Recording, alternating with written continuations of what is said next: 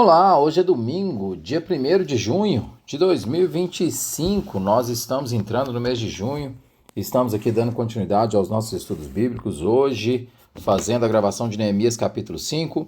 Meus 3 recados, você que ouve meus estudos já está acostumado com isso. Você precisa ler a Bíblia de maneira sistemática e precisa de um método para isso.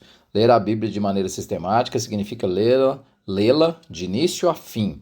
Compreender a narrativa das Escrituras, que é uma só, uma narrativa que mostra criação, queda, restauração e consumação que há de vir com a Nova Jerusalém. Eu te aconselho o uso da Bíblia 365, é o método que eu utilizo, mas você pode escolher qualquer método. O que você não pode é ler a Bíblia pegando um trecho aqui de um dia, depois outro trecho acolá, depois outro trecho acolá. Isso gera uma compreensão muito fragmentada da Escritura e vai acabar prejudicando a sua vida espiritual. O segundo ponto importante estamos gravando a Bíblia toda, estamos quase terminando, estamos no livro de Neemias, depois nós temos o livro de Esther. Todos os dias deixamos nos canais digitais da igreja um breve estudo. Então leia o capítulo inteiro, hoje Neemias 5, volte aqui no estudo, nos nossos canais digitais, aprenda um pouquinho mais sobre o texto que estamos estudando. E por último, se você gostou desse estudo, considere compartilhar com as pessoas que você ama. Hoje o nosso estudo é sobre justiça social. Justiça social, e nós vamos ler Neemias 5, do versículo 1 até o versículo 13. Justiça social. Ora, o povo, homens e mulheres, começou a reclamar muito de seus irmãos judeus. Alguns diziam: nós, nossos filhos e nossas filhas, somos numerosos, precisamos de trigo para comer e continuar vivos. Outros diziam: tivemos que penhorar nossas terras, nossas vinhas e nossas casas para conseguir trigo para matar a fome. E havia ainda outros que diziam: tivemos que tomar dinheiro emprestado para pagar o imposto cobrado sobre as nossas terras e as nossas vinhas. Apesar de sermos do mesmo sangue, dos nossos compatriotas e dos nossos filhos serem tão bons quanto os deles, ainda assim temos que sujeitar os nossos filhos e as nossas filhas à escravidão. E de fato, algumas de nossas filhas já foram entregues como escravas e não podemos fazer mais nada, pois as nossas terras e as nossas vinhas pertencem a outros. Quando ouvi a reclamação e essas acusações, fiquei furioso. Fiz uma avaliação de tudo e então repreendi os nobres e oficiais, dizendo-lhes: vocês estão cobrando juros de seus compatriotas? Por isso convoquei uma grande reunião contra eles e disse: na medida do possível, nós compramos de volta nossos irmãos judeus que haviam sido vendidos aos outros povos. Agora vocês estão até vendendo seus irmãos. Assim, eles terão que ser vendidos a nós de novo. Eles ficaram em silêncio, pois não tinham resposta. Por isso prossegui: o que vocês estão fazendo não está certo. Vocês devem andar no temor do nosso Deus para evitar a zombaria dos outros povos, os nossos inimigos. Eu, os meus irmãos e os meus homens de confiança também estamos emprestando dinheiro e trigo ao povo, mas vamos acabar com a cobrança de juros. Devolvo-lhes imediatamente suas terras, suas vinhas, suas oliveiras e suas casas, e também os juros que cobraram deles a 100ª parte do dinheiro, do trigo, do vinho e do azeite. E eles responderam: nós devolveremos tudo o que você citou e não exigiremos mais nada deles. Vamos fazer o que está pedindo. Então convoquei os sacerdotes e os fiz declarar sob juramento que cumpririam a promessa feita. Também sacudi a dobra do meu manto e disse: Deus assim sacuda de sua casa e de seus bens todo aquele que não mantiver a sua promessa. Tal homem seja sacudido e esvaziado. Toda a assembleia disse amém e louvou o Senhor. E o povo cumpriu o que prometeu. Nós tendemos a ler a Escritura somente como uma narrativa espiritual, aqui entendida como uma relação, como se a relação com Deus fosse algo desconectado do nosso cotidiano. Às vezes nós separamos isso. Deus está tratando de coisas espirituais e a nossa vida aqui no cotidiano é diferente. E isso é um equívoco sério, um equívoco muito, muito pesado, digamos assim. Nós esquecemos que a formação de uma nação, como acontece aqui em Israel, vai envolver estruturas de poder, vai envolver uma organização social, vai envolver uma estrutura de governo. E também, não raro, nós deixamos de ver que a formação dessas estruturas acaba sendo impactada por diferenças de renda e de posses entre as pessoas. Este capítulo específico de Neemias revela como uma verdadeira reforma espiritual não se limita apenas a a questão de você reconstruir o templo, como nós vimos no livro de Esdras, ou numa reforma física do muro para proteção, mas deve alcançar o quê? Deve alcançar estruturas sociais, estruturas econômicas, ou seja, a espiritualidade legítima, ela deve alcançar a vida cotidiana, a nossa vida e daqueles que estão próximos a nós. Eu costumo dizer, e porque eu aprendi assim, que Deus tem um lado, o do mais pobre, do injustiçado, do órfão e da viúva. Comumente, quando eu digo isso, algumas pessoas revelam algum estranhamento, porque falam o seguinte: Deus não tem lado, porque ele não faz acepção de pessoas. Mas não é isso que eu estou querendo dizer. Eu não estou querendo dizer que Deus trata pessoas diferentes. Eu estou apenas afirmando que em toda a Escritura há um padrão, que Deus destaca a necessidade de cuidar do pobre, cuidar do órfão, cuidar da viúva, cuidar das pessoas que estão em situação vulnerável. Se nós olharmos para o texto de Neemias, capítulo 5, o contexto histórico, o capítulo se situa durante a reconstrução dos muros de Jerusalém, nós estamos vendo isso aqui no ano 445 a.C., sobre o governo persa. Então, nós temos aqui uma Israel que está sendo reconstruída sob a autorização do governo persa. O povo judeu enfrenta não apenas a oposição externa, como nós já vimos aqui, vimos o estudo de ontem, o capítulo 4, que há oposição à construção, mas também enfrenta graves problemas socioeconômicos que ameaçam a coesão da comunidade restaurada. Veja, esses problemas socioeconômicos estão ameaçando a coesão da comunidade restaurada. Então o capítulo acaba mostrando qual é a solução dada por Neemias para isso.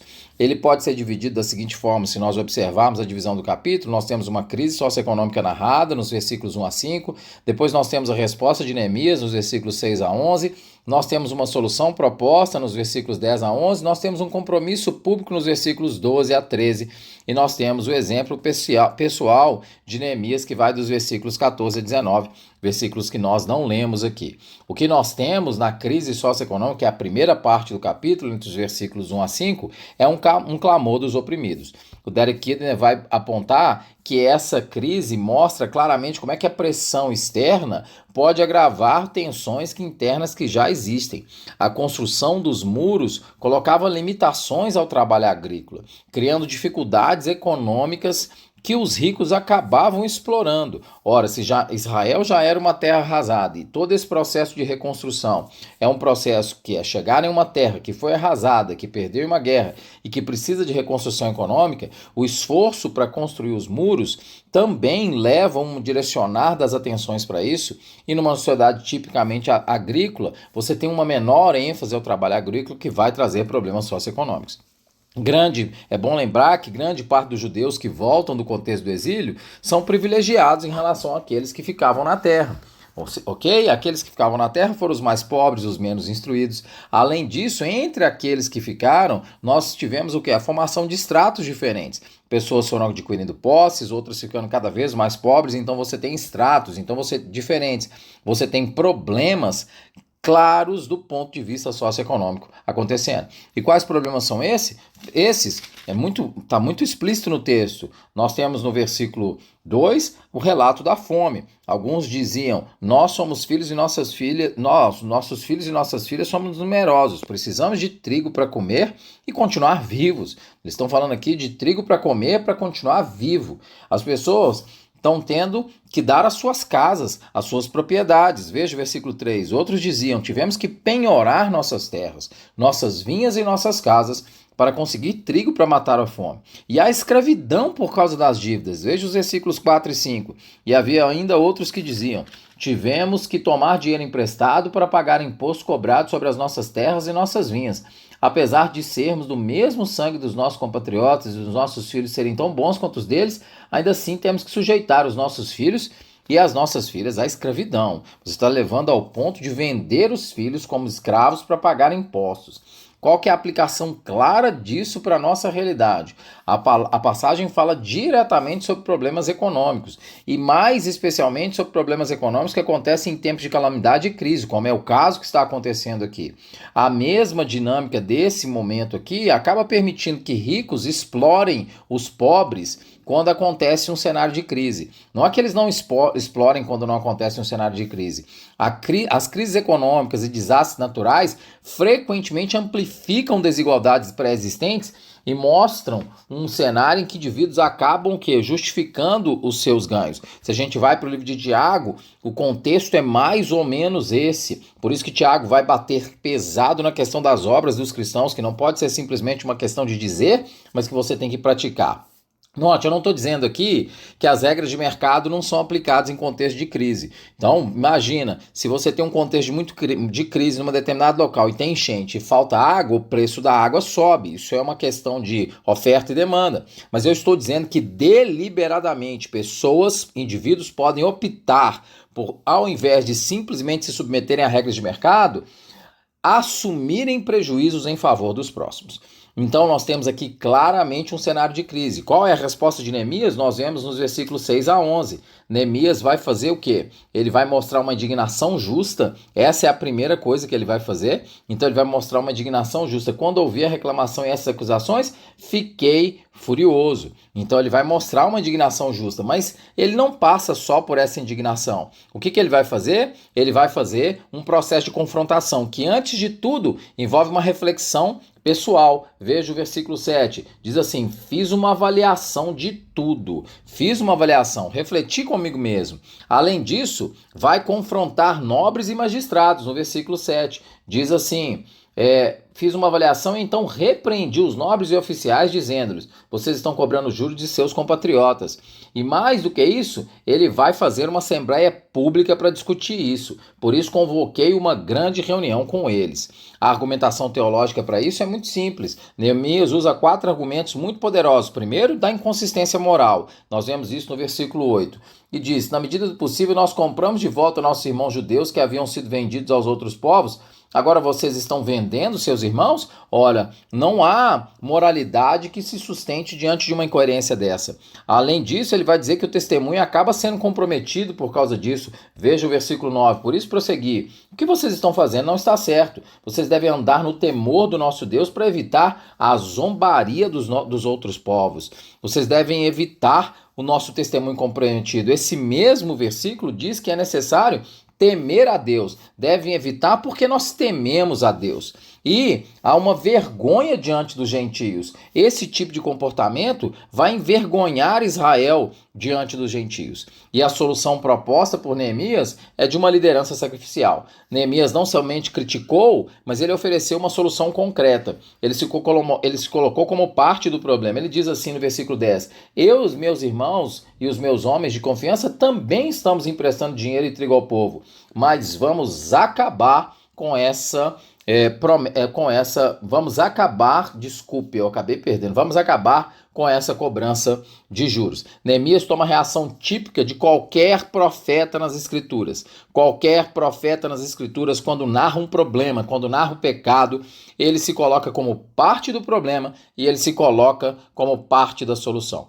Neemias vai propor uma restituição completa, o cancelamento imediato das dívidas, a devolução das propriedades penhoradas e a restituição de juros cobrados. É isso que ele vai propor. Veja, o trabalho não é simplesmente de ser justo, mas ser gracioso e misericordioso. Como eu falei antes, de aceitar o prejuízo em favor de gente que tem muito mais prejuízo num dado momento. Neemias não apela somente para a obediência legal, mas ele opera para um coração transformado pelo temor a Deus, que dá muito mais. É a mentalidade clássica do Sermão da Montanha. E Neemias vai encerrar essa história com um compromisso público. A resposta tem que vir de maneira pública. Portanto, nos versículos 12 e 13, nós vemos que vai haver o quê? Uma restituição e os nobres publicamente aceitam isso. Eles mostram isso e Neemias faz com que haja um gesto simbólico, que é de sacudir a roupa,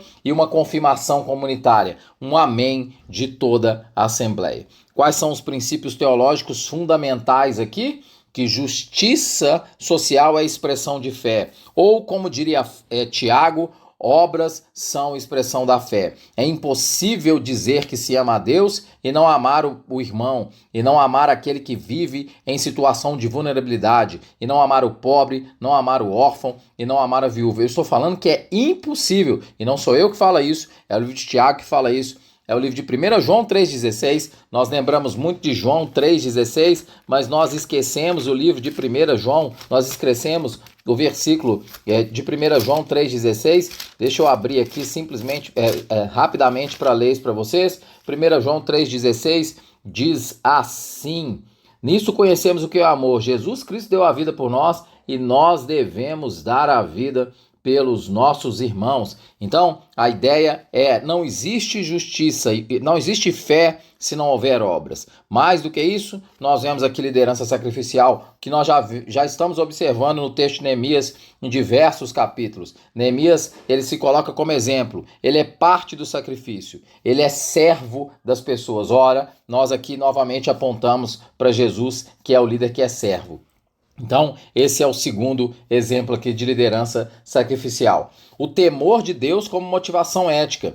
O pedido de Neemias para que as pessoas ajam corretamente, o comportamento ético, é fruto do temor de Deus. Veja, Neemias não está pedindo mudança de comportamento somente. Neemias está dizendo, não é coerente que nós vamos abrir nossa boca e dizer que amamos a Deus e que Deus está fazendo a obra no nosso meio, e não agimos de maneira ética com os nossos irmãos. E por último, o testemunho corporativo. Neemias está muito preocupado com o testemunho que se dá diante dos gentios no versículo 9. E isso revela uma verdade fundamental. O comportamento do povo de Deus afeta a percepção de que outras pessoas têm de nós. Portanto, nossa vida deveria ser um exemplo ético para que os outros observem a igreja como lugar de descanso e não como lugar de escândalo. Que Deus te abençoe.